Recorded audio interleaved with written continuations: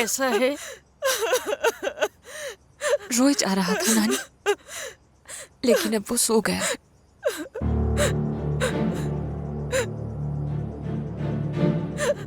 बेचारा बच्चा कितनी उम्मीद से बैठा हुआ था दरवाजे पर। ओह, मेरी प्यारी बच्ची।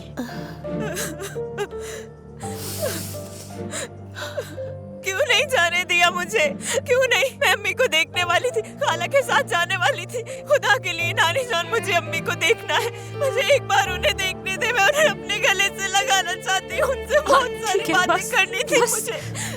मैं क्या करूँ? मैं क्या करूँ? नाज, अच्छा सुनो नाज, मेरी बात सुनो। देखो, तुम्हारा चुप हो जाना ज्यादा बेहतर है। जानती हो क्यों? अम्मी को उनकी अच्छी यादों से याद करेंगे, बेहतर नहीं होगा क्या?